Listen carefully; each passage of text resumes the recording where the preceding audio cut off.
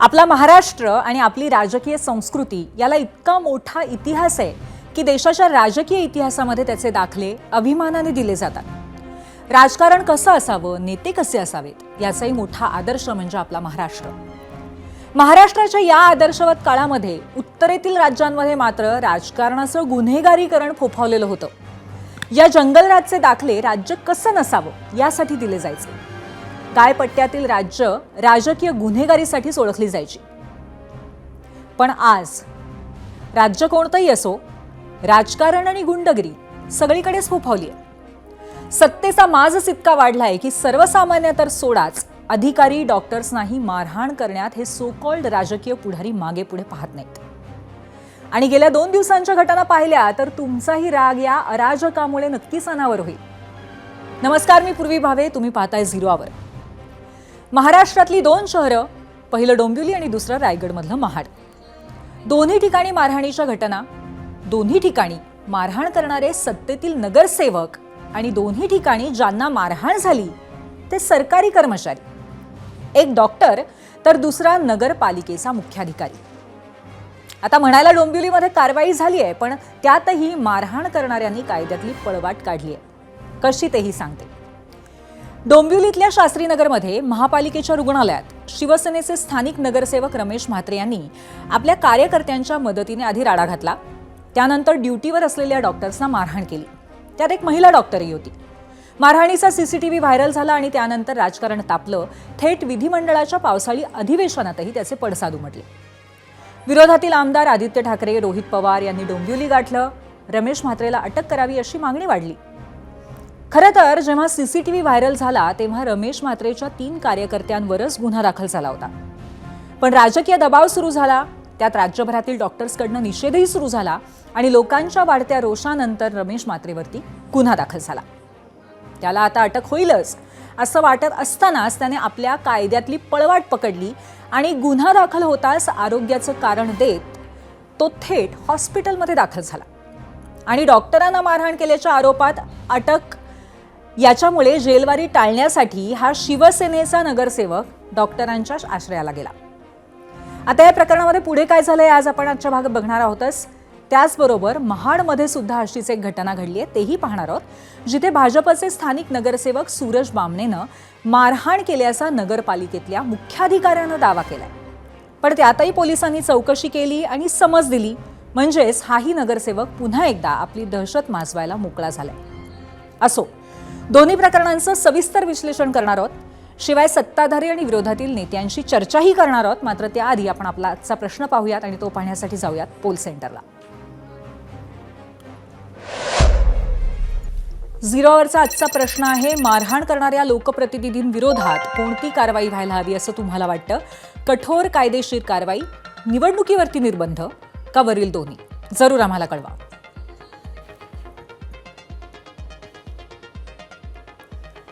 खरं तर गेल्या 6 महिन्यातील नेत्यांच्या मुजोरीच्या घटना काढल्या तरी लक्षात येईल की नेत्यांची भाषा हल्ली किती बदलली आहे। अगदी ताजी उदाहरणं देते। शिवसेनेचे संजय गायकवाड असोत किंवा संतोष बांगर असोत, की अगदी पत्रकारांना जीवे मारण्याची धमकी देणारे शिवसेनेचे खासदार संजय दिना पाटील असोत, शिवसेनांच्या नेत्यांची भाषा आणि धमक्या उभ्या महाराष्ट्रानं गेल्या काही दिवसात पाहिल्या। प्रत्येक वेळी मारहाण करणारा, शिवीगाळ करणारा नेता दिलगिरी व्यक्त करतो। त्यांचे म्हणजे शिवसेनेचे मुख्य नेते एकनाथ शिंदेही अशा नेत्यांना समज दिल्याचं सांगतात आणि विषय मागे पडतो। आत्ताही डोंबिवलीच्या डॉक्टर मारहाण प्रकरणामध्ये रमेश म्हात्रे असेच सुटणार अशी शक्यता होतीच, पण डॉक्टरांनी आंदोलन सुरू केलं। अनेक जिल्ह्यांमधनं आंदोलनाच्या बातम्या आल्या, कारवाईची मागणी वाढू लागली आणि रमेश म्हात्रेंच्या नावावर गुन्ह्याची नोंद झाली। पण तिथेही म्हात्रेंच्या वकिलांची फौज आडवी आली आणि बेदरकार मारहाण करणाऱ्या या नगरसेवकाच्या आरोग्याचं कारण देत आजच्या सुनावणीमध्ये पळवाट शोधण्याचा प्रयत्न केला गेला। कागदावर अटक तर झाली, पण जेलवारी मात्र झाली नाही। या मारहाणीचं सीसीटीव्ही पाहिल्यानंतर तुम्हाला मारहाणीची तीव्रता लक्षात येतच असेल, पण त्यातला ऑडिओ ऐकल्यानंतर तुमचा संताप अक्षरशः अनावर होईल। यातल्या शिव्या तर आम्ही तुम्हाला ऐकवू शकणार नाही, कारण सभ्यतेचे संकेत आपण सगळेच पाळतो। पण 29 मिनिटांच्या ऑडिओ क्लिपमध्ये याच रमेश म्हात्रेंनी 60 एकंदरीत 60 वेळा खालच्या पातळीवरच्या भाषेचा वापर करत शिवीगाळ केलाय. त्यावरूनही राजकारण तापलंय. पण ते पाहण्याआधी जरा तो ऑडिओ ऐकूयात.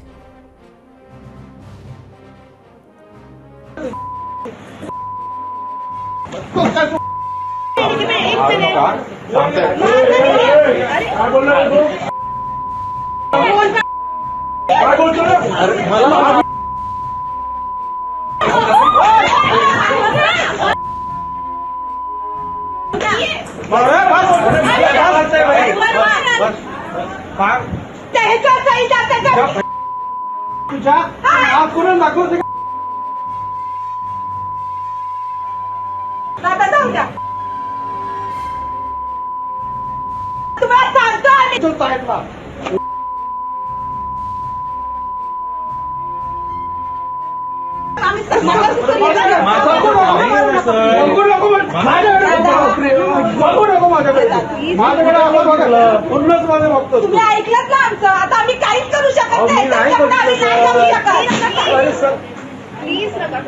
30 वर्ष झाले नगरसेवक आहे मी. माझ्या हॉस्पिटल, माझ्या वार्डाचा हॉस्पिटल आहे. तू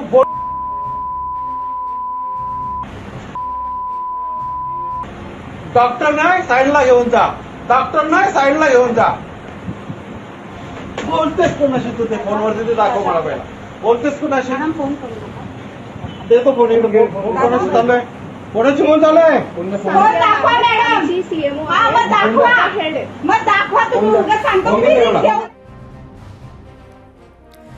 खरं तर ओरिजिनल सीसीटीव्हीतला ऑडिओ नव्हता, पण त्या घटनेचं ऑडिओ रेकॉर्डिंगही झालं होतं. कारण आमचे प्रतिनिधी सुरेश काटेंनी हे ऑडिओ रेकॉर्डिंग मिळवलं आणि आमचे व्हिडिओ एडिटर प्रशांत वराडकर यांनी त्याच्यावरती काम केलं आणि ऑडिओ आणि व्हिडिओ मॅच करण्याचा प्रयत्न केला. त्यानंतर जो रिझल्ट आलाय तो तुम्ही आत्ता ऐकलात.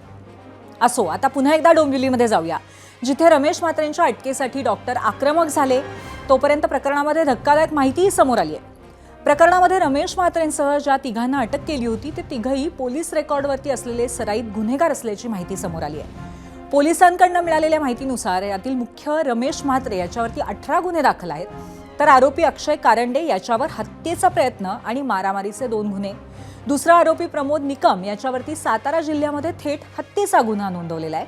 तर रमेश पवारवरती महिलांची छेडछाड यासह काही गंभीर गुन्हे आहेत. आज रमेश म्हात्रेंसंदर्भात जेव्हा सुनावणी सुरू झाली तेव्हा कल्याण कोर्टाच्या न्यायाधीश श्रीमती KS कातकडे यांनी स्पष्ट आदेश दिलेत आणि त्यांनी असं म्हटलंय की जोपर्यंत आरोपीला प्रत्यक्ष कोर्टासमोर हजर करण्यात येत नाही तोपर्यंत कोर्ट कोणताही निर्णय घेणार नाही. त्यांच्या वतीने वकील ॲडव्होकेट AY पत्की यांनी न्यायालयामध्ये मागणी केली होती की आरोपी आजारी असल्यामुळे त्यांना 1 दिवसाची पोलीस कोठडी द्यावी आणि इतर आरोपींसोबत उद्या त्यांना न्यायालयामध्ये हजर करता येईल. म्हणजेच काय तर म्हात्रेंना अटक तर झाली आहे पण जेलवारी झालेली नाही आहे. कारण कायद्याची पळवाट वापरून म्हात्रे रुग्णालयात आहेत. कोर्ट म्हणतंय ते समोर येईपर्यंत पोलीस कोठडी नाही.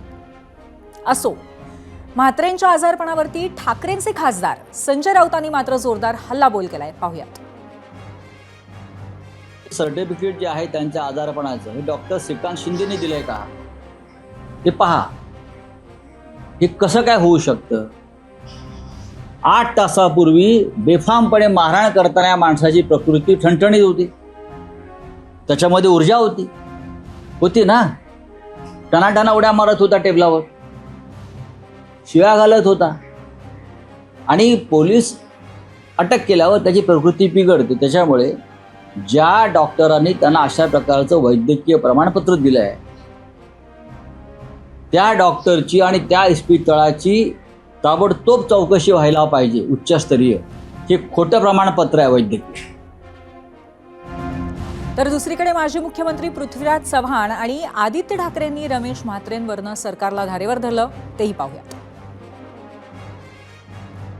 तुम्हाला आठवत असेल जेव्हा काही मंत्र्यांवर आरोप झाले, जसं संजय राठोड असतील किंवा इतर मंत्र्यांवर आरोप झाले, त्यांना त्यांच्या मंत्रिपदावरनं पहिलं आम्ही काढलं होतं. आणि तसंच आमची ही अपेक्षा आहे की मिंदेंकडून ह्या नगरसेवकाला त्याच्या पदावरनं काढले गेले पाहिजे. त्याच्या CCTVमध्ये आता तर नुसतं मारहाणीचा व्हिडिओ नाही, त्याचा जो ऑडिओ आला त्याच्यासोबत एवढा घाणेरडा आहे, एवढे घाणेरडे शब्दांचा वापर केलेला आहे. त्यांना बरखास्त करून त्याची दिंड काढली पाहिजे. हीच आमची मागणी राहील. तर आणि तरच त्या डॉक्टर्सना न्याय मिळेल. आता जरा महाडमध्ये जाऊयात. इथेही भाजपच्या नगरसेवकावरती मारहाणीचा गुन्हा नोंद झालेला आहे. महाडमध्ये नगरपालिकेच्या मुख्याधिकाऱ्यांना त्यांच्या दालनातच मारहाण करण्यात आली आणि ही मारहाण दुसरं तिसरं कुणी नाही तर भाजप नगरसेवकानेच केली आहे. नगरपालिकेचे मुख्याधिकारी धनंजय कोळेकर यांना भाजप नगरसेवक सूरज बामणे आणि 3 कार्यकर्त्यांनी शिवीगाळ करत मारहाण केली. तसंच जीवे मारण्याची धमकी दिल्याचाही आरोप होतोय. पाडी प्रश्नावरनं शाब्दिक बाचाबाचीचं रूपांतर हाणामारीत झालं. या प्रकरणी पोलिसांनी भाजप नगरसेवकाच्या विरोधामध्ये गुन्हाही दाखल केलाय. डोंबिवलीतील शिवसेना नगरसेवकाच्या विरोधात अटकेची कारवाई झालेली असताना महाडमध्ये 24 तास उलटून गेल्यानंतरही भाजप नगरसेवकाला अटक न झाल्यामुळे पोलिसांच्या कार्यपद्धतीवरती सवाल नक्कीच उपस्थित होत आहेत. दरम्यान आरोपी नगरसेवक सूरज बामणेने मारहाणीचे आरोप फेटाळले.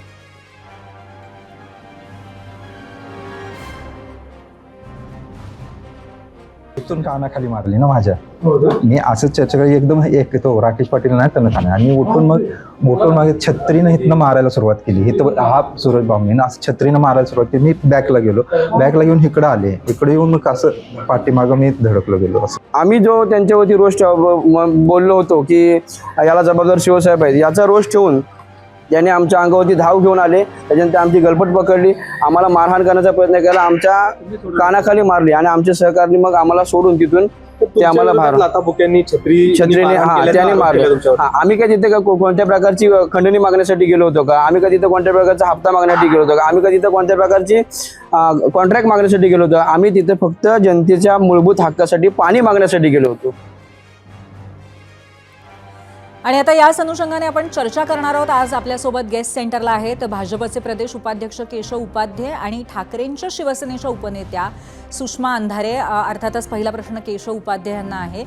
केशवजी, तुम्ही व्हिडिओज बघितलेले आहेत, सगळे प्रकार बघितलेले आहेत. सत्ताधाऱ्यांचे 2 नगरसेवक अशा पद्धतीने मारहाण करतात. नक्की काय म्हणायचं? हा सत्तेचा माज म्हणायचा की मुळातच गुंडगिरीची प्रवृत्ती असलेले हे नेते आहेत?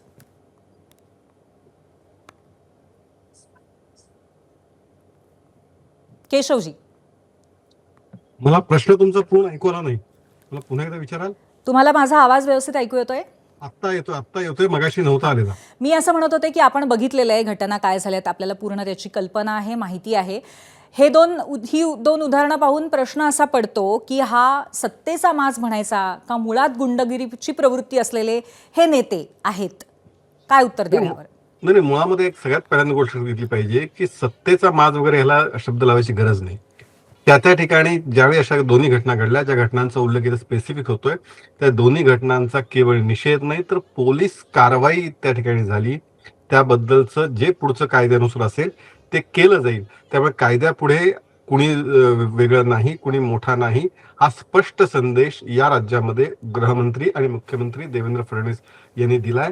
त्यामुळे सत्तेचा माज असा प्रकारचा शब्दप्रयोग करून एखाद्या घटनेवर, घटना दुर्दैवीच आहे त्याबद्दल शंका नाही, पण त्याच्यावरून पूर्ण सत्तेला माज आलाय अशा प्रकारचं करणं हे मला वाटतं अतिशयोक्तीचं होतंय, घाईचं होतंय. ह्याच्यापूर्वी मी अनेक उदाहरणं देऊ शकतो. सत्तेला माज आलाय असं नाही मला म्हणायचंय, या नेत्यांना असलेला सत्तेचा माज आहे का असा प्रश्न आहे. असं आहे, स्थानिक ठिकाणच्या नेत्यांनी जर अशा प्रकारचं काही केलं असेल तर त्याचं समर्थन कुणीच करणार नाही. स्वतः दस्तूरखुद्द एकनाथ शिंदे यांनी स्वतः समर्थन केलं नाही. किंबहुना खासदार शिंदे जे आहेत त्यांनी तर कारवाई तातडीने करण्याची मागणी केली, कारवाई करण्याचे आदेश दिले. हे आपण सगळ्यांनी बघितलं. असं आहे की त्या ठिकाणच्या स्थानिक नेतृत्व, नगरसेवक स्तरावरती त्या घटना घडतायत.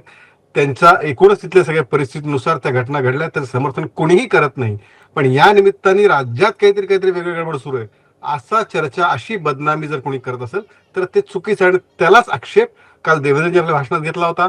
त्याच मुद्द्यावरती आम्ही बोलत होतो की कुठेतरी घटना दुर्दैवी आहे. पुन्हा मी सांगतो, मग मला इतिहास काढायचा तर मग याच्यामध्ये उघडपणे जाहीरपणे धमक्या, मारहाण करा असं संजय राऊत सांगतायत. त्यांना कुठला माज आहे? त्या माझ्याबद्दल काय बोलायचं आपण मला सांगा. आपण बघितलं खासदार तुळवा आंदोलन अशा पद्धतीचं आता संजय राऊतांनी जाहीर केलं. आता कुणी बाहेर पण आलं नाही म्हणा, त्यांच्या आव्हानानुसार हवा सोडून द्या. पण जर भाषाच करायची असेल, जर अशा पद्धतीने आपण अशा पद्धतीने मुजोरी केलेल्या कुठल्याही नेत्याबद्दल नेहमीच प्रश्न नेहमी घेतलेला आहे चर्चेसाठी. तुम्ही त्या याच्यात आलेला आहे, अगदी संजय राऊतांनी सुद्धा जर असं वक्तव्य केले असेल तर. हाच मुद्दा घेऊन मी आता सुषमाताईंकडे जाते. सुषमाताई, तुम्हाला पटतंय का यांचं म्हणणं? आणि दुसरं म्हणजे त्यांच्या एकंदरीत मुद्द्यांना काय उत्तर द्याल? नाही काय होतं की म्हातारी मेल्याचं दुःख नाही पण काळ सोकावतो. मुळात अशा घटना घडतात. विशेषतः रमेश म्हात्रेचे जे व्हिज्युअल्स आपण दाखवले त्या व्हिज्युअल्समध्ये मी एक गोष्ट थोडीशी ऍड केली पाहिजे, की साधारण वर्षभरापूर्वी बदलापूरमध्ये एका चिमुरड्या मुलीवर अत्याचार झाले आणि त्यानंतर अनेक पत्रकारांनी काही प्रश्न विचारले. यामध्ये एका महिला पत्रकाराला "तू तर अशा पद्धतीने बोलतेस जसं काही तुझ्यावरच बलात्कार झालाय." असं वक्तव्य करणारा माणूस हा वामन म्हात्रे होता. आता या वामन म्हात्रेचं आणि रमेश म्हात्रेचं काय नातं आहे ते मला माहित नाही. असावं बहुतेक ते नातं. मला आता एकदम सांगता येणार नाही. पण तेव्हा सुद्धा वामन म्हात्रेला अटक व्हावी यासाठी अख्खा दिवस आम्हाला उन्हात बसावं लागलं होतं. तरीही ती एफ-आय-आर होत नव्हती. एफ-आय-आर झाली त्याच्यानंतर त्याला अटक होत नव्हती. अटक होण्याच्या आधीच तो आजारी पडला. सेम स्क्रिप्ट आता इथे सुरू आहे. डिसिजन मेकिंग पॉवर आणि इम्प्लिमेंटेशन जसं केशवजी म्हणाले, की आम्ही गृहमंत्र्यांनी एक सूचना किंवा एक संकेत किंवा एक असा इशारा दिलेला आहे, की कोणाचीही गय केली जाणार नाही. पण इथे जर राज्याच्या उपमुख्यमंत्र्यांच्या अपघाताची एफ-आय-आर होत नाही, तर या लोकांना कोण शिक्षा करणार आहे? कोण त्याच्या एफ-आय-आर नोंदवणार आहे? कारण काल आपण बघितलं असेल, मी वारंवार आपल्या सुद्धा वाहिनीवर ते व्हिज्युअल्स बघत होते, की या सगळ्या प्रकरणामध्ये रमेश म्हात्रेच्या संबंधाने संबंधित पोलिस स्टेशनच्या पोलीस निरीक्षकाला पत्रकार वारंवार विचारत होते, की एकूण किती आरोपी आहेत? एकूण किती आरोपी आहेत? बर आणि बर पोलीस निरीक्षक अजिबात रमेश म्हात्रेचं नाव घ्यायला तयार नव्हते. हा विशेष म्हणजे तुम्ही त्यांना अटक करणार का? तर एवढं मोठं व्हिज्युअल दिसत असतानाही पोलीस निरीक्षक सांगत होते, आम्ही त्याची माहिती घेऊ. बरोबर आहे कुठली सुषमाताई, माहिती पण घ्यायची होती? पण कागदावर का होईना अटक दाखवली गेलेली आहे, पण आरोग्याचं कारण काढून पण ती पळवाट कधी जी ऐका काढली ऐका आहे. ऐका पूर्वीजी एकच सेकंड घेते. कागदावर तरी अटक दाखवली गेली हे मला मान्य आहे. पण ते कधी? जेव्हा त्याच्यावर विधिमंडळामध्ये गहजब झाला, प्रश्न विचारले गेले, गोंधळ झाला तेव्हा. मला सांगा एका डॉक्टरला मारहाण झाल्यानंतर विधिमंडळ अधिवेशनात जर गहजब करावा लागत असेल, गोंधळ घालावा लागत असेल, प्रश्न विचारावा लागत असेल, बर म्हणजे नक्कीच असं कुणावरही सुषमाताई, आपण अत्याचार झाले तर अधिवेशनाची वाट बघावी लागेल. आपण आपण तेच विचारूया केशवजी, अशी वेळ काय येते? इतका दबाव, डॉक्टरांची आंदोलनं, सर्वसामान्यांचा रोष, विधिमंडळामध्ये राजकीय दबाव आणि मग अटक, काय कारण आहे? तुमच्या माहितीसाठी कालचा घटनाक्रम तुम्ही आठवून बघा. घटना घडल्यानंतर तातडीने खासदार शिंदेनी आदेश दिले आणि त्या संदर्भामध्ये कारवाई करण्यात येईल हे स्पष्ट झालं.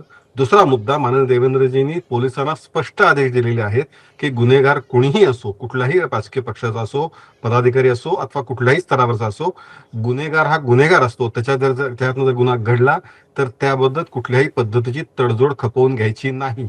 आता त्यानंतर पोलीस आपल्या पद्धतीने त्या सगळ्या गोष्टी करून शेवटी पोलीस गुन्हा दाखल करणं प्रक्रिया आहे. नंबर एक, मला तर आठवतं त्या ठिकाणी, म्हणजे आता आम्ही गुन्हा दाखल करून तर अटक केली, किमान ते मान्य करतायत.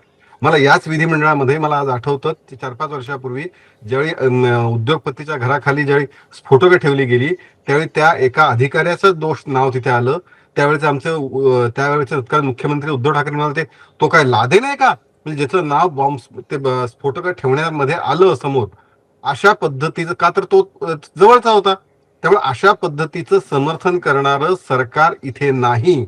इथे कुणीही असो त्याच्यावरती कारवाई होणार. केशवजी, मला असं वाटतं की तुम्ही खूप इतिहासात जाताय, पण आत्ताच्या ज्या घटना घडलेल्या आहेत, ज्या पद्धतीने सिव्हिल हॉस्पिटलमधल्या डॉक्टर्सवरती अशा पद्धतीने हात उचलला जातो, नंतर शासकीय अधिकाऱ्यावरती रायगडमध्ये हात उचलला जातो नगरसेवकाकडनं, तेव्हा अशा पद्धतीने जर शासकीय यंत्रणांच्या सुद्धा कर्मचाऱ्यांवरती जर हात उचलला जाणार असेल आणि त्यांनी काम करणं नामंजूर केलं तर काय परिस्थिती निर्माण होऊ शकते, याचा तुम्ही कधी विचार केलाय का? 100% नाही. मुळात असं आहे की या राज्यामध्ये काम करणारे अतिशय उत्तम प्रशासन आहे.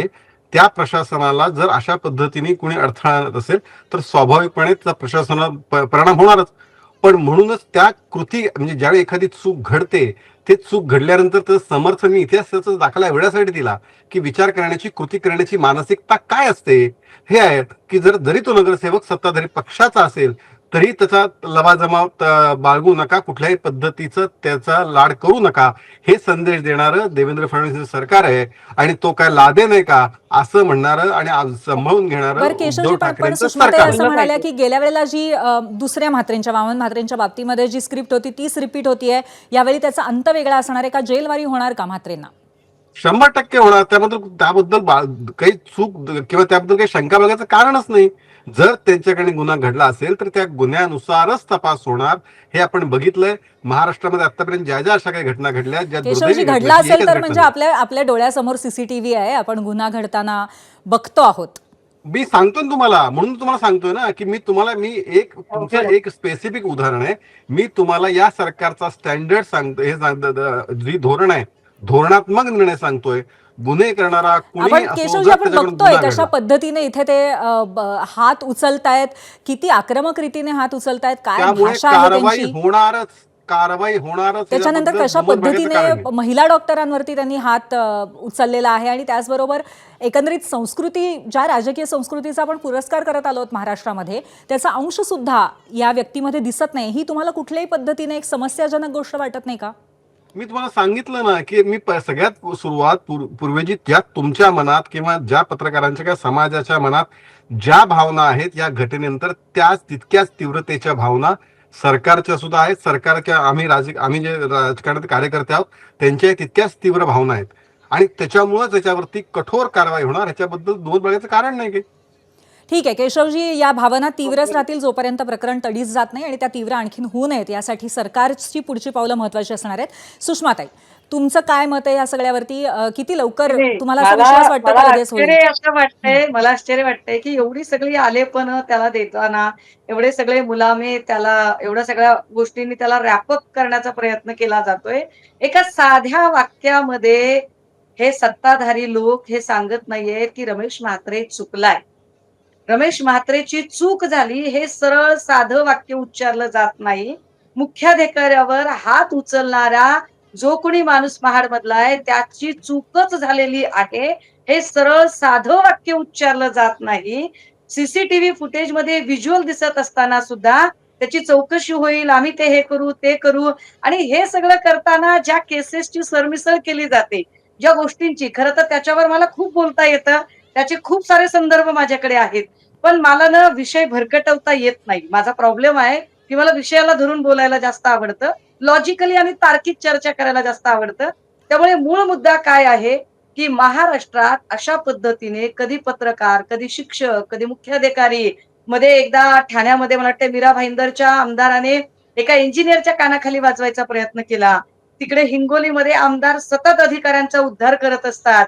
इकडे पण ह्या सगळ्यांना पाठीशी कसं घातलं जातं, तर जेव्हा विधिमंडळात आमदारच मारामारी करतात तेव्हा अशा आमदारांना अजिबात माननीय मुख्यमंत्र्यांकडनं समज दिली जात नाही.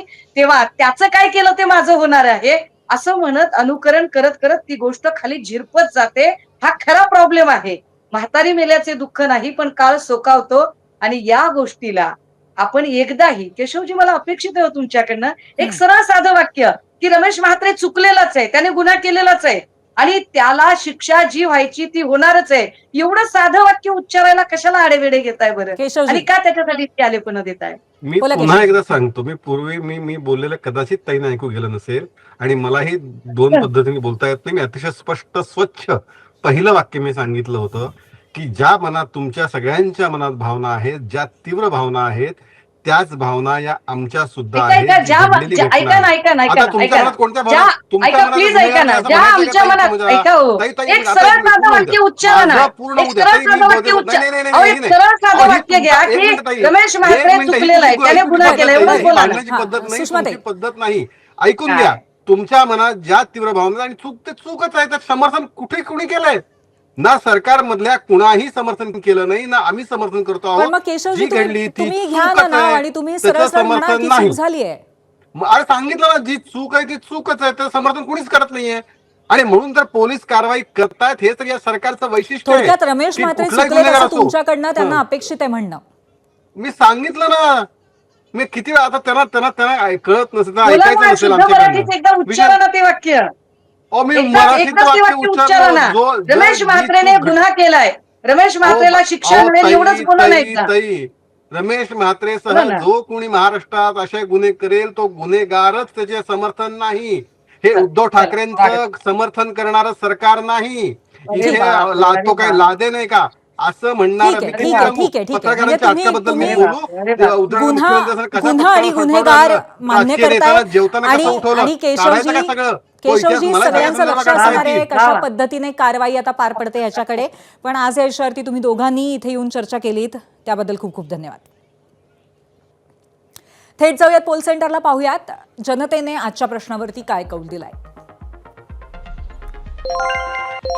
मारहाण करणाऱ्या लोकप्रतिनिधींच्या विरोधामध्ये कोणती कारवाई व्हायला हवी? 39,000 मतं आलेली आहेत आणि त्याच्यामध्ये दोन्ही घडलं पाहिजे, म्हणजेच कठोर कायदेशीर कारवाई झाली पाहिजे आणि निवडणुकीवरती त्यांच्यावरती निर्बंध झाला पाहिजे असं 56% लोकांना वाटतंय. 26% लोकांच्या मते कठोर कारवाई आणि 18% लोक म्हणतात निवडणुकीवरती निर्बंध. आता वळूयात दुसऱ्या विषयाकडे. बहुचर्चित अशी मुंबई पुणे कनेक्टिंग लिंक सोसाट्याचे वारे सहन करत उभा झालेला हा प्रकल्प इंजिनिअरिंगचा चमत्कारच. त्यामुळे ही लिंक सातत्याने चर्चेत आहेच. पण मागच्या 2 दिवसांपासून हा प्रकल्प चर्चेचं कारण मात्र याच्या बाबतीतलं वेगळं आहे. धोधो पावसामध्ये 100 टनाचा दगड या प्रकल्पाच्या बोगद्यावरती कोसळला आणि त्यातून या कनेक्टिंग लिंक बोगद्याच्या कमानीला भगदाड पडलं. हे तुम्ही सर्वांनी एबीपी माझावर बघितलंच आहे. आता पावसाने विश्रांती घेतली आहे, कनेक्टिंग लिंक सुद्धा सुरू झाली आहे. पण या कनेक्टिंग लिंकवरनं होणाऱ्या राजकीय आरोप प्रत्यारोपांची बरसात काही थांबत नाहीये. या आरोपांची कोसळधार आज दिवसभर राज्याच्या राजकारणामध्ये सुरू होती. तिकडे कनेक्टिंग लिंक सुरळीत झाली आहे. गाड्या 100च्या वेगाने त्यावर पुन्हा धावू लागल्या आहेत. पण भर पावसात झालेल्या अपघाताचे आफ्टरशॉक्स राज्याच्या राजकारणाला अजूनही बसत आहेत. आज कारण ठरलं याविषयी मुख्यमंत्र्यांनी काल विधानसभेत दिलेल्या निवेदनाचं. त्यावरून टीका करताना राज ठाकरे यांनी मुख्यमंत्र्यांचा चक्क एकेरीत उल्लेख केला. संजय राऊत यांनी सुद्धा या विषयावरनं आज टीका केली आणि त्यानंतर त्यावर स्वाभाविकपणे सत्ताधाऱ्यांकडनंही उत्तर आलं. हा झाला कनेक्टिंग लिंकचा विषय. या व्यतिरिक्त वळूयात शरद पवार आणि संजय राऊत यांच्या मैत्रीतल्या नाराजी नाट्याकडे. हे नाराजी नाट्य नेमकं काय हा प्रश्न तुम्हाला पडलाच असेल. तर या विषयाला सुरुवात झाली ती शरद पवार यांच्या विधान भवनात एकनाथ शिंदेंच्या भेटीपासून. या भेटीमुळे शरद पवारांना गुरुसमान मानणारे संजय राऊत आज कमालीचे अस्वस्थ आणि नाराज झाले. त्याच अस्वस्थतेतनं त्यांनी थेट शरद पवारांच्या विश्वासार्हतेवरच शंका घेतली.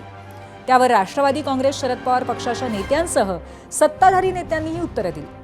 तर उपमुख्यमंत्री एकनाथ शिंदे यांनी खास शैलीत राऊत यांना शब्दबाणही मारले. हे असं राजकारण आज दिवसभर चांगलंच गाजलंय.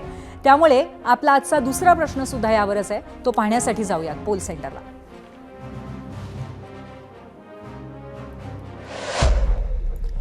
झिरोवरचा दुसरा प्रश्न आपण बघतोय. एकनाथ शिंदेंच्या भेटीमुळे शरद पवारांच्या विश्वासार्हतेला धक्का लागलाय. हा संजय राऊत यांचा आरोप तुम्हाला पटतोय का? होय आणि नाही असे 2 पर्याय आहेत.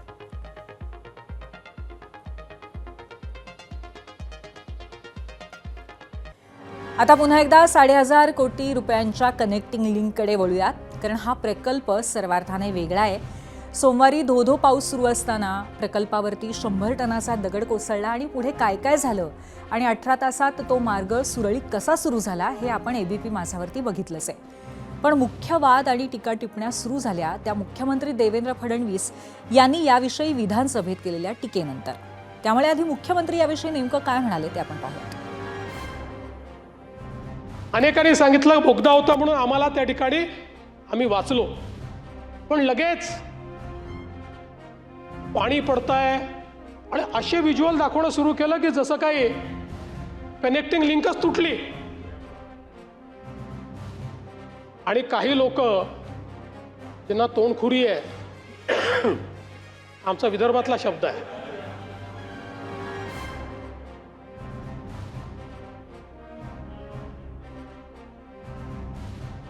हे असे सुरू पडले की जणू काही 7,000 कोटी पाण्यात गेले.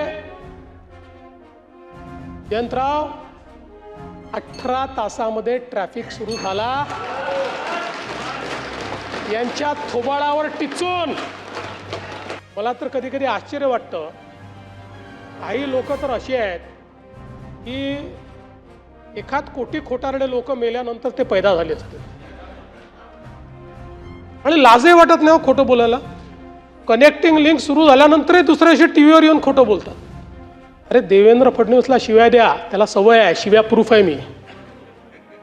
कारण जीवनात एकच गोष्ट शिकलो, आजपासून 10 वर्षांनी हे शिव्या देणारे दिसणार नाही, पण ती कनेक्टिंग लिंक असेल आणि देवेंद्र फडणवीसचं आणि एकनाथ शिंदेचं नाव असेल. पण माझा आक्षेप या गोष्टीला आहे, मला बदनाम करा पण महाराष्ट्राला बदनाम करू नका.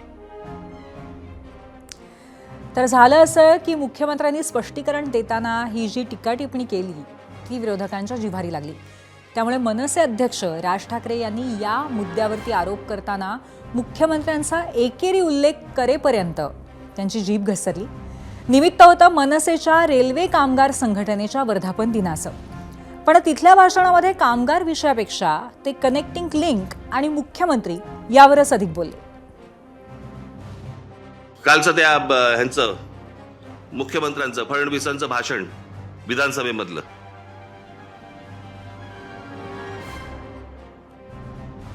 ते काय ते कुठलं मिसिंग लिंक वरती म्हणे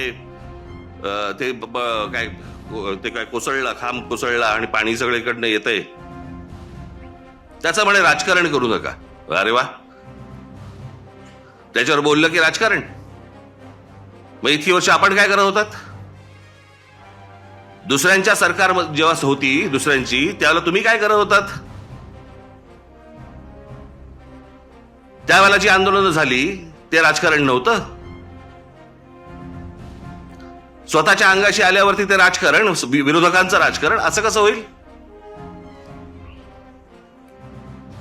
आणि काय म्हणतायत म्हणे, एक वेळ मला बोला पण महाराष्ट्राचा अपमान मी सहन करणार नाही. वा रे वा, लोक त्या मिसिंग लिंक बद्दलच बोलतायत, महाराष्ट्राचा कुठे अपमान करतायत? पण ते काय सगळं घेऊन जायचं, म्हणजे ते वरपासून खालपर्यंत आता काय सवय लागली आहे? केंद्र सरकारच्या कुठच्या गोष्टींबद्दल बोललं की तुम्ही देशविरोधी. आता केंद्र सरकारची कामं येते, त्याच्यात देशाचा काय संबंध? आता मिसिंग लिंक बद्दल बोललं तर याच्यात महाराष्ट्राचा अपमान कुठे आला? लोकांनी प्रश्नही नाही विचारायचे, काय झालंय ते? इतके दिवस जे मोबाईल फोनवरनं विरोधकांना जे करत होते ना, शिव्या घाल, वाटेल ते बोल, हे जे सगळे त्यांच्या ठेवलेल्या टीम्स आहेत ना, हे जे सगळं सुरू होतं ना, ते आता अंगलट आलंय. आता यांच्या दामदुपटीने ह्यांच्या अंगावरती येत आहे आणि त्याच्यामुळे लागले आता त्रास व्हायला लागला त्याचा. आपणच सुरू केल्यात त्या गोष्टी. गेल्या 10-12 वर्षातच या सगळ्या गोष्टी मोठ्या प्रमाणावर सुरू झाल्या. विरोधकांना वाटेल ते बोलणं, विरोधकांना शिव्या घालणं, वाईट साईट लिहिणं, सगळ्या गोष्टी ज्या सुरू झाल्या हे तुम्ही बसवलेल्या टीमकडनं सुरू झाल्या. आता तुमच्या अंगावरती येत आहे ते सगळं, आणि तुमच्या अंगावरती येत आहे म्हणून लगेच महाराष्ट्राचा अपमान. ह्याच्यात कसला आला महाराष्ट्राचा अपमान? इकडे राज ठाकरे यांनी अशी जहरी टीका केलेली असताना ठाकरेंच्या शिवसेनेचे खासदार संजय राऊत यांनीही मुख्यमंत्री फडणवीसांवरती टीका केली. मुख्यमंत्री एक प्रकारे फ्रस्ट्रेट झालेत आणि त्यामुळेच ही टीका करतायत असं ते म्हणाले. बघूया संजय राऊतांची टीका.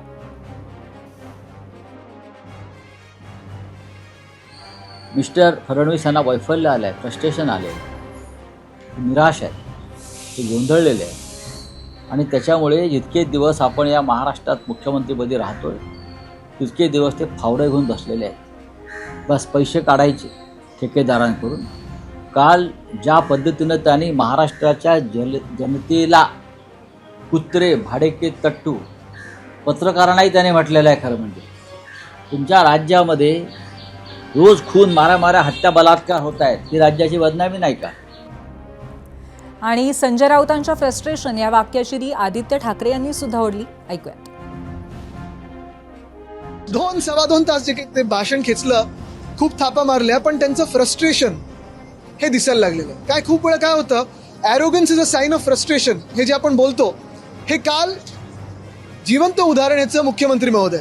मी या मागच्या आठवड्यात पण सांगितलं की कदाचित हे शेवटचं अधिवेशन त्यांचं मुख्यमंत्री म्हणून आहे. कदाचित त्यांना दिल्लीत कॅबिनेट मंत्री म्हणून खेचलं जाईल, जोर जबरदस्तीने खेचलं जाईल. शिवराज सिंग चौहानानं कसं खेचलं तसं खेचलं जाईल. पण ते फ्रस्ट्रेशन आता लोकांवर काढतायत, महाराष्ट्राच्या जनतेवर काढतायत.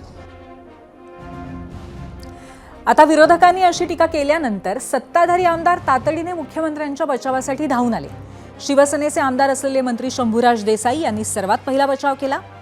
या प्रकल्पावरती नाहक शंका घेतली जाते. अपघाताचं प्रमाण आणि वेळ वाचावा म्हणून हा प्रकल्प असल्याचं त्यांनी स्पष्ट केलं.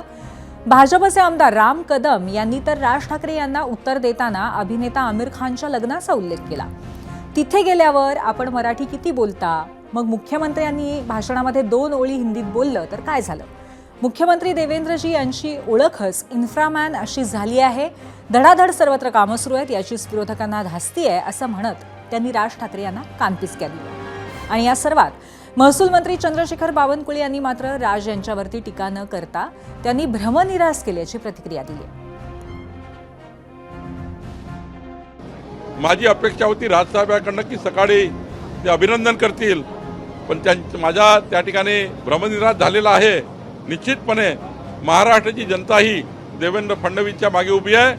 इन्फ्रा मॅन म्हणून त्यांचा सुवर्ण अक्षरात नाव लिहिलं जाईल. तर हे सगळं झालं कनेक्टिंग लिंक विषयी. मी आधीच म्हटलं की ही लिंक पूर्ववत झाली आहे, पण त्यावरती राजकारण चालू आहे आणि तेच आम्ही तुम्हाला दाखवलं.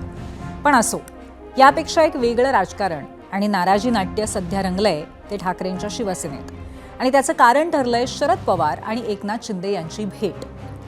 विधिमंडळ अधिवेशनादरम्यान 30 वर्षांनी विधान भवनामध्ये पोहोचलेल्या शरद पवार यांनी उपमुख्यमंत्री एकनाथ शिंदे यांची भेट घेतली. आता ही घटना खरं तर कालची आहे, पण ही भेट ठाकरेंच्या शिवसेनेचे संजय राऊत यांच्या जिव्हारी लागली आहे. ते प्रचंड अस्वस्थ झाले आणि त्यामुळे त्यांनी त्याबद्दल आज तीव्र नाराजी व्यक्त केली आहे. बरं, ही नाराजी व्यक्त करताना शरद पवार यांच्यासारख्या ज्येष्ठ नेत्यांच्या विश्वासार्हतेवरच त्यांनी प्रश्नचिन्ह उपस्थित केलं. बघूयात राऊत काय म्हणाले. ज्या गद्दारानं आपलं सरकार पाडलं,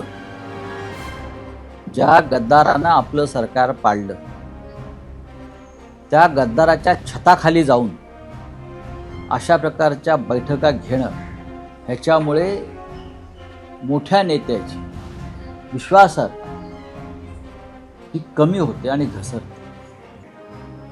का अख्खं विधान भवन का ओस पडलं होतं? समोर राष्ट्रवादी भवन आहे, समोर वायवी चव्हाण प्रतिष्ठान आहे. हे आमचं एका निष्ठावंत कार्यकर्त्याचं हे मत आहे. आम्ही कधीही गद्दारांच्या अशा ठिकाणी जाऊन आमच्या पक्षाच्या बैठका घेण्याचं एवढे आम्ही काय म्हणतात ते सहिष्णू नाही. तर संजय राऊतांनी विश्वासार्हतेवरती शंका घेतली, तीही शरद पवार यांच्यासारख्या ज्येष्ठ नेत्याच्या. त्यामुळे महाविकास आघाडीमध्ये एकच खळबळ उडाली आणि त्यामुळे सर्वात आधी महाविकास आघाडीच संजय राऊत यांच्या विधानाच्या स्पष्टीकरणासाठी धावून आली. पवारसाहेब राजकारणाच्या पलीकडे असल्यामुळे सगळ्याच गोष्टींमध्ये राजकारण ते करत नाही. गेले असतील त्यात वेगळं काय? विधिमंडळ हे सगळ्यांचं असतं आणि तिथं एखादा मोठा नेता जो माजी मुख्यमंत्री राहिलेला आहे आणि आता उपमुख्यमंत्री आहे, त्यांनी जर विनंती केली तर पवारसाहेब असे व्यक्तिमत्व आहे की ते तिथं त्या गोष्टी मान्य करून मग तिथं चहा पाणी करण्यासाठी तिथे गेले असतील. त्यामुळे त्याला राजकीय भूमिका कोणी समजत असेल तर ते योग्य नाही. हमारे से बैठक की ना उन्होंने, मैं था, जयंत पाटिल थे और 2-3 लोग थे. हम लोग से हंसी मजाक करके वो कुछ बातें बता रहे थे. अजित पवार से कौन मिलने गया था हमको मालूम है. कृपया हमको मत याद दिलाए कि कौन गया था पहली बार उनको मिलने के लिए. शरद पवार आणि एकनाथ शिंदे साहेब अगर भेटले असतील आणि त्यांच्या काही, कारण की ते राज्याचे उपमुख्यमंत्री आहेत, त्यांच्याकडे काही काम असेल तर भेटणं म्हणजे चुकीचं होतं असं मला वाटत नाही. आमच्या वैचारिक मतभेद असले तरी कोणी कोणाला भेटायचंच नाही, कोणाकोणाला हेच करा असं काही नको. पण आता काय की एकनाथ शिंदे ही UBTची दुखती नस आहे, त्यांना ते फार सेन्सिटिव्ह विषय आहे. त्यामुळे जे राऊत बोलले ते त्यांना मी समजू शकतो का बोलले. ते शरद पवार खूप ज्येष्ठ नेते आहेत, त्यांच्यावर काही असा आक्षेप घेणं मला वाटत नाही योग्य आहे. त्यामुळे पवार आणि शिंदे यांची भेट काल झाली, पण आज राज्याच्या राजकारणामध्ये चर्चा प्रचंड झाली आणि शेवटी या भेटीवरती स्वतः एकनाथ शिंदेंनी संध्याकाळी निवेदनाद्वारे भाष्य केलंय. ते आपण ग्राफिक्सच्या माध्यमातून बघूयात. शरद पवार साहेब राज्याचे मोठे नेते आहेत, ते आमच्या दालनात आले म्हणून त्यांचं स्वागत करण्यासाठी मी तिथे गेलो. ही महाराष्ट्राची राजकीय संस्कृती आहे, ती आम्ही जपतोय. आता यामुळे ज्यांच्या कुणाच्या पोटात दुखत असेल, मानसिक स्वास्थ्य बिघडलं असेल, त्यांच्यासाठी आम्ही मुंबई आणि ठाण्यात अनेक ठिकाणी अनेक दवाखाने सुरू केलेत. तिथे जावं आणि उपचार करून घ्यावं ही एक प्रकारे कद्रूपणा झालाय. अशा लोकांकडे आम्ही दुर्लक्ष करतो. थेट जाऊयात पोल सेंटरला आणि पाहूयात दुसऱ्या प्रश्नावरती महाराष्ट्राने काय कौल दिलेला आहे. आजचा आपला दुसरा प्रश्न होता, एकनाथ शिंदेंच्या भेटीमुळे शरद पवारांच्या विश्वासार्हतेला धक्का लागला. संजय राऊत यांचा आरोप पटतो का? आणि 70% लोकांचा समत आहे की होय, हा आरोप योग्य आहे आणि 30% लोक म्हणतात नाही. कारण राज्यामध्ये जोरदार कोसळणारा पाऊस अनेक ठिकाणी अजून पोहोचलेलाच नाहीये. मी आधी म्हणलं की पावसाचा 50-50 खेळ सुरू आहे. कारण गेल्या 8 दिवसांमध्ये पावसाने राज्यातला अनेक शहरांमध्ये जनजीवन विस्कळीत केलंय, तर अनेक जिल्ह्यांमध्ये आजही पावसाची प्रतीक्षा असेल. आता अर्थातच पहिलं नाव आहे मराठवाड्यातला परभणी जिल्हा. इथे अनेक गावांमध्ये आजही पहिल्या पावसाची प्रतीक्षा आहे. त्यामुळे खरीपाचा हंगामही धोक्यात आलाय. एकीकडे मुंबई पश्चिम महाराष्ट्रामध्ये पावसाने नकोसं केलेलं असताना मराठवाड्यातील अनेक जिल्हे अजूनही पावसाअभावी कोरडे आहेत. त्यातल्या त्यात परभणी जिल्ह्यामध्ये आपण जर बघितलं तर जून महिन्यामध्ये जवळपास 35% पावसाची तूट आहे आणि जुलै महिन्याच्या या 7 तारखेपर्यंत जवळपास 20% पावसाची तूट आहे. त्यामुळं आत्तापर्यंत फक्त 1 लाख हेक्टरवरच्याच पेरण्या झालेल्या आहेत. जर आपण पूर्ण पेरणी क्षेत्र जर खरीपाचं बघितलं तर जवळपास 5,35,000 हेक्टरचं खरीप क्षेत्र आहे आणि या खरीप क्षेत्रामध्ये फक्त 1 लाख हेक्टरवरच्याच पेरण्या झालेल्या आहेत.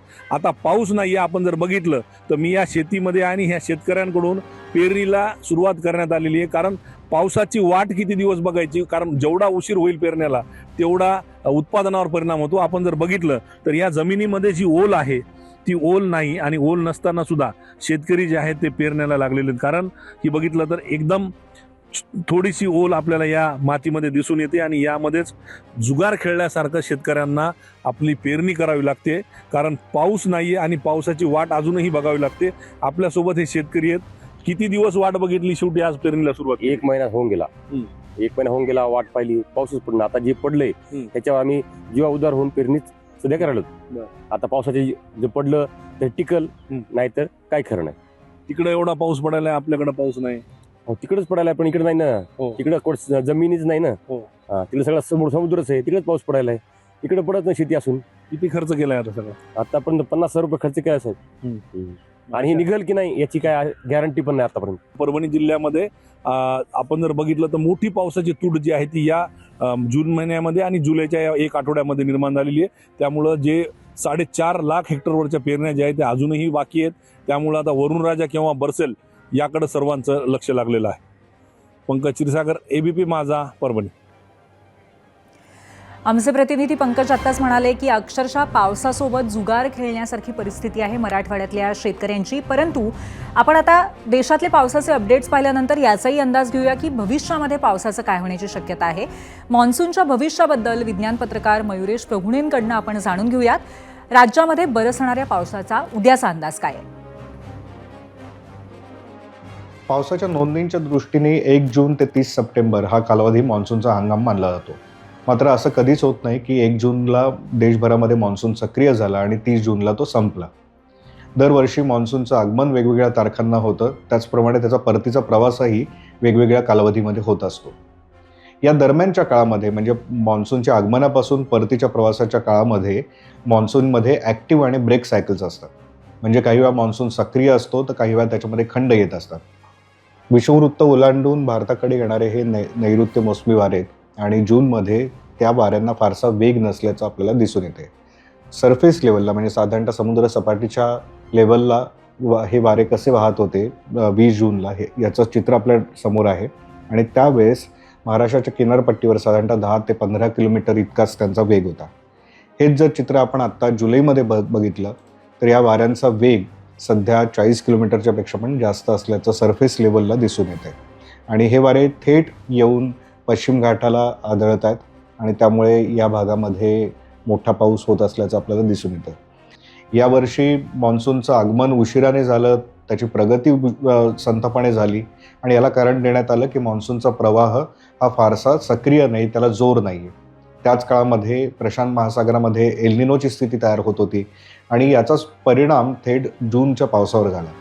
मात्र एकाएकी हिंदी महासागरावर MJOची स्थिती तयार झाली, सकारात्मक त्यामुळे मान्सूनसाठी हवामान तयार झालं आणि कमी दाबाचं क्षेत्र तयार होऊन एका आठवड्याच्या कालावधीमध्ये किमान मध्य भारत आणि महाराष्ट्र या भागामध्ये तरी खूप मोठा पाऊस झाला. आता याच्या पुढे पुन्हा ही स्थिती बदलणार आहे आणि मान्सून काही दिवसांसाठी ब्रेक फेजमध्ये पण जातोय की काय अशी स्थिती निर्माण होणार आहे. ज्या भागामध्ये हा निळा रंग आपल्याला दिसतोय तिथे बाष्प किती आहे याचं आपल्याला दर्शन होत आहे आणि या स्थितीमुळे जूनच्या तुलनेमध्ये जुलैमध्ये जास्त पाऊस झाला. आता ही स्थिती बदलणार आहे. हे क्षेत्र वीक होतं आहे, त्याची तीव्रता कमी होते आणि ते नंतर वर जाऊन ईशान्येकडे असं वरच्या भागामध्ये जाईल. जसं या क्षेत्राची तीव्रता कमी होईल ही सगळी सिस्टीम आत्ता जी आपल्याला सक्रिय दिसते ती निष्क्रिय होईल आणि मग नंतर पुन्हा या वायव्येकडून येणाऱ्या कोरड्या वाऱ्यांचा प्रभाव काही दिवस देशावर राहील आणि त्यामुळे पुढचे 10-1 दिवस तरी राज्यामध्ये पावसात घट होईल असं आपल्याला दिसून येतंय. तर पावसाचा अंदाज काय आहे हे आपण जाणून घेतलं आणि आता ह्याच्यानंतर आपण जाऊयात पोल सेंटरला, पाहूयात पहिल्या प्रश्नाला सर्वसामान्यांनी प्रतिसाद कसा दिलेला आहे आणि कुठलं मत त्यांनी निवडलेलं आहे. एकूण 40,000 मतं आली आहेत आणि मुंबईतली स्थिती अतिपावसामुळेच आहे मुख्यमंत्र्यांचा दावा पटतो का? 64% लोकांना दावा पटलेला नाही आहे, 36% लोकांना मात्र तो पटलेला आहे.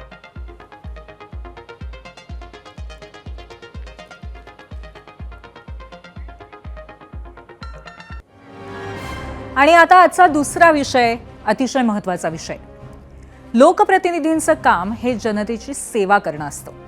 त्यासाठीच त्यांना समाज निवडून देतो.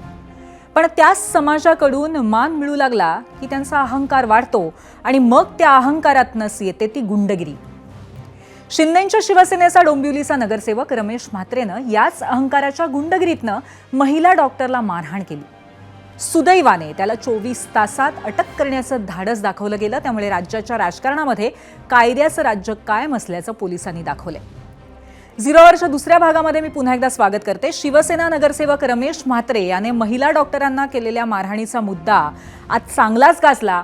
रमेश म्हात्रे हे कल्याण डोंबिवली महापालिकेतील जुने शिवसैनिक आहेत. त्यामुळे ते तसे मूळ आत्ताच्या ठाकरेंच्या शिवसेनेचे कार्यकर्ते, पण सध्या ते शिंदेंसोबत असल्यामुळे ठाकरेंच्या शिवसेनेचे आमदार आदित्य ठाकरे यांनी लगेच संधी साधत महिला डॉक्टरांना ते भेटायला गेले. अशा प्रकारे यातही राजकारण आलं. तरीही रमेश म्हात्रेला अटक झाल्यामुळे सर्वसामान्यांना दिलासा मिळालाय. पण त्यानंतर म्हात्रेला कायदेशीर शिक्षा होणार का असा प्रश्न आहेच. त्यामुळे आपला आजचा दुसरा प्रश्न सुद्धा या संदर्भातला आहे. तो पाहण्यासाठी जाऊयात पोल सेंटरला. 0वरचा दुसरा प्रश्न आपण पाहतोय. डॉक्टरांना मारहाण करणारे शिवसेना नगरसेवक रमेश म्हात्रेंवरती कायदेशीर कारवाई होईल असं वाटतं का? अर्थातच हा प्रश्न आम्ही दुपारी विचारलेला होता. होय आणि नाही असे 2 पर्याय होते. कारवाई अटक तर झालेली आहे, त्यामुळे तरीही पुढची कारवाई व्हावी या अनुषंगाने सुद्धा तुम्ही तुमचं मत नोंदवू शकता.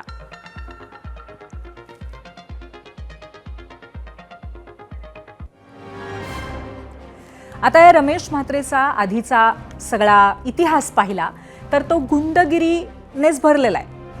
काय इतिहास पाहूयात ग्राफिक्सच्या माध्यमातून. मीडिया सेंटरला आपण बघतोय रमेश म्हात्रेची माहिती. 30 वर्षांपासून शिवसेना नगरसेवक अशी ओळख आहे. कल्याण डोंबिवली महापालिकेमध्ये 6 वर्ष सलग निवड झाल्याचं पाहण्यात आलेलं आहे यांच्याबद्दल. सलग 4 वेळा स्थायी समिती सभापती. 2014 विधानसभा निवडणुकीच्या रिंगणामध्ये सुद्धा ते होते. भाजपचा AB फॉर्म घेऊन ऐनवेळी फॉर्म मागे घेतला. गुन्हेगारी पार्श्वभूमी, 11 गुन्हे दाखल. राजकीय गुन्ह्यांसह गुंडागर्दी, मारहाणीचा समावेश त्यामध्ये आहे.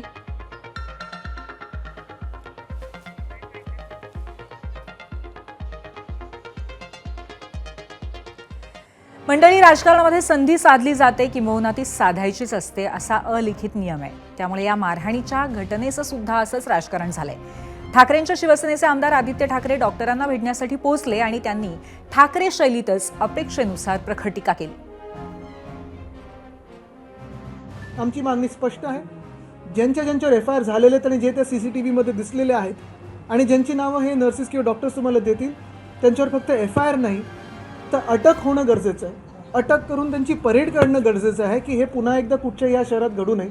आणि तिसरी गोष्ट आणि सगळ्यात महत्त्वाची म्हणजे रमेश म्हात्रेंचं नगरसेवक पदावरनं बरखास्त करून त्यांना निवडणूक लढण्यापासून बंदी टाकली पाहिजे. आता ही घटना हॉस्पिटलमध्ये घडली आणि त्यातून मारहाण करणारा शिवसेनेचा नगरसेवक आहे. त्यामुळेच राज्याचे आरोग्यमंत्री प्रकाश आबिटकर यांनी सुद्धा याची गंभीर दखल घेतली आहे. आबिटकर हे स्वतः शिवसेनेचे आमदार आहेत, हेही महत्त्वाचं. डॉक्टरांच्यासाठी एक स्वतंत्र बिल आणतोय की ज्या बिलामध्ये सगळ्याच डॉक्टरांना अशा पद्धतीची जर मारहाण झाली तर त्याच्यावरती सुद्धा अजूनही सेक्शन्स आम्ही वाढवतोय की ज्याच्यामुळे अशा पद्धतीचं काम कोणी करू नये. हा एक भाग झाला. आणि दुसरं, लोकशाही प्रक्रियेमध्ये काम करताना आम्ही सगळे राजकारणी मंडळी आहोत. राजकारणी मंडळी म्हणून आम्ही सगळ्या मंडळींनी जे काय एकूण सगळी आचारसंहिता पाळली पाहिजे त्यातला हा महत्त्वाचा भाग आहे. एवढंच मला सांगायचं. निश्चितपणे अशा पद्धतीच्या सुद्धा ज्या काय सगळ्या सूचना येतात त्या सगळ्या सूचनांसाठी एक तक्रार आपली की ज्या तक्रारीच्या माध्यमातून वरिष्ठांकडे केलेल्या तक्रारीचा निपटारा लावणं आणि त्या पद्धतीने त्यांच्या संबंधितांवरती कारवाई करणे, या सगळ्याबद्दल सार्वजनिक आरोग्य विभागाच्या सगळ्या यंत्रणेला पण सूचना दिलेल्या आहेत. आणि या सगळ्या प्रकरणावरती आम्ही जो प्रश्न विचारला होता त्यावर सर्वसामान्यांनी सुद्धा अत्यंत महत्त्वाच्या अशा प्रतिक्रिया दिलेल्या आहेत आणि त्यातल्या काही निवडक प्रतिक्रिया आता आपण बघणार आहोत मीडिया सेंटरला. एक्सवरनं पहिली प्रतिक्रिया गोपाळ दंडगव्हाळे यांची आहे. कायद्याची समान अंमलबजावणी होणार का, हा खरा प्रश्न आहे. सत्ताधारी असो वा विरोधक किंवा असो सामान्य नागरिक, हिंसेला पाठीशी घालणाऱ्यांवरती निष्पक्ष कारवाई झाली तरच न्यायव्यवस्थेवरील जनतेचा विश्वास टिकेल.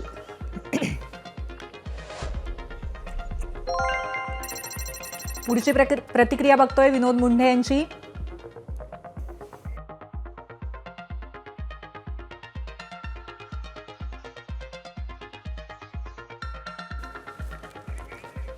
जनतेच्या प्रतिनिधीकडनं संयम आणि जबाबदारीची अपेक्षा असते. हिंसेला कोणतंही समर्थन असू शकत नाही, विनोद मुंढे यांची प्रतिक्रिया आहे.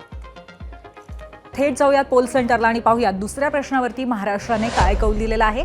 आजचा आमचा दुसरा प्रश्न होता, डॉक्टरांना मारहाण करणारे शिवसेना नगरसेवक रमेश म्हात्रेंवरती कायदेशीर कारवाई होईल असं वाटतं का? 70% लोकांनी नाही हा पर्याय निवडलेला आहे आणि 30% लोक म्हणतायत होय. अर्थात त्यांना 24 तासात अटक झालेली आहे. पुढची कारवाई काय होते याकडे सर्वांचं लक्ष असेलच. आणि या सगळ्या प्रकरणावरती आमच्या कार्यकारी संपादक सरिता कौशिक त्यांची भूमिका मांडतायत. पाहूयात सरिता.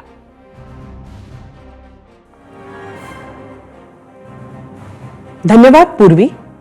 गुंडगिरी आणि राजकारण हे हातात हात घालून फिरताना दिसत आहेत. एकेकाळी राजकारणाच्या गुन्हेगारीकरणाबद्दल बोलायचं असेल तर यूपी बिहारचं उदाहरण दिलं जायचं. आता मात्र त्याची गरजच उरली नाही, हे आपलं दुर्दैव. महाराष्ट्र आणि बिहार यूपीत फरकच उरला नाहीये. महाराष्ट्रात सुद्धा गावागावातील अनेक असे राजकारणी आहेत ज्यांना बघून प्रश्न पडतो की यांची पहिली ओळख कोणती, गुंड की नेता? गुंडाचे नेता कसे आणि का होते? राज्यात राजकीय पक्ष हे वाढण्यासाठी, निवडून येण्यासाठी एकीकडे पैशावर तर दुसरीकडे अशा गुंडाच्या बाहुबळावर विसंबून असलेली दिसतात. त्यामुळेच गुंडापुंडांचा किंवा क्रिमिनल रेकॉर्ड असणाऱ्या मंडळींचा राजकारणात शिरकाव हा सोपा झालाय. त्यांच्या पैशाचा, दहशतीचा वापर राजकारणी करतात, तर बदल्यात ह्या गुंडांना संरक्षण मिळतं. संरक्षण तर मिळतं, पण त्याचबरोबर सत्ता आणि अजून पुढे जाण्याचे मार्ग पण खुले होतात. एकीकडे पक्ष मोठे होतात, दुसरीकडे गुंड. आणि मग होय, गुंड आहे पण आमचाच आहे, तुमचा अमुक तर आमचा तमुक अशी भाषा सुरू होते. गुंडागर्दीला लेजिटिमसी मिळते. आता अशा गुंडांना लोक का निवडून देतात हा चर्चेसाठी वेगळा विषय आहे. त्याची वेगळी कारणंही आहेत. आज एकनाथ शिंदेंच्या पक्षाचे नगरसेवक असलेल्या रमेश म्हात्रेला अटक झाली. डॉक्टर मारहाण प्रकरणाच्या 24 तासाच्या आत. याचे कौतुक व्हायला हवेच, कारण आपण थातूरमातूर कारवाई होताना बघितली आहे. शाब्दिक निषेध करून प्रकरण मिटवल्याचंही बघितलंय. गुंड लोकप्रतिनिधीनं हवे ते करायचे आणि नंतर दिलगिरी व्यक्त केल्यासारखं करत प्रकरण संपुष्टात आणायचंय, हे सुद्धा आपण बघितलंय. पक्षाच्या मोठ्या नेत्यांनी मी मारल्यासारखं करतो, तू रडल्यासारखं कर असं होताना सुद्धा आपण बघितलंय. तोंडी निषेध करणे, तोंडी रागवणे आणि ॲक्च्युअलमध्ये कुठलीही कारवाई न होणे म्हणजे रयतेच्या जखमेवर मीठ चोळणे होय. त्यामुळे आज रमेश म्हात्रेंची अटक महत्त्वाची आहे. नाहीतर उद्या जेव्हा म्हात्रे परत घरून निघाला असता तेव्हा त्याची दहशत फक्त कायम नव्हे तर वाढलेली दिसली असती. पूर्वी. धन्यवाद सरिता. आणि याबरोबरच 0 आवरमध्ये आज आपण इथेच थांबतोय. उद्या पुन्हा एकदा भेटूया. पाहत रहा ABP माझा.